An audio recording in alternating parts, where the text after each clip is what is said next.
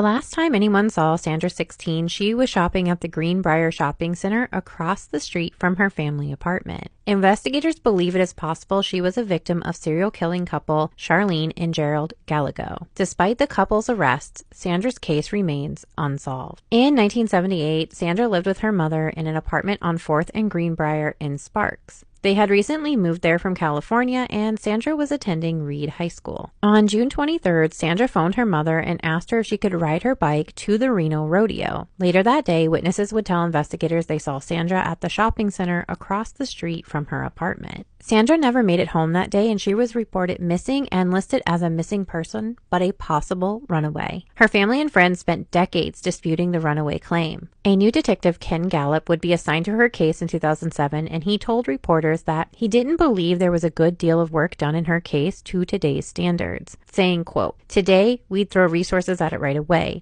We'd want to canvass that neighborhood. We want to talk to people. We want to search and look in those places where the child was last seen, use the media, and disseminate all this information," end quote. He said none of that happened back then, saying that they might have gathered leads, but they were not developed and followed through. Detective Gallup, since taking over her case, has been able to update the foundation of her case and assist in adding her family's DNA to the national database. Detective Gallup says they need people in Sparks in 1978 to come forward if they remember any details about Sandra and her case. Anyone who was friends with her, her classmates, anyone willing to talk, he will listen. There was a serial killer couple known as the Gallegos who were known to be in the area at the time when Sandra vanished. They would abduct 2 teenage girls from the Sparks Fairground on June 24th, 1979, almost a year to the day Sandra vanished. The couple was eventually found guilty of murdering 14-year-old Brenda Judd and 13-year-old Sandra Cooley and other victims in California, and is suspected in other murders in Oregon and Nevada.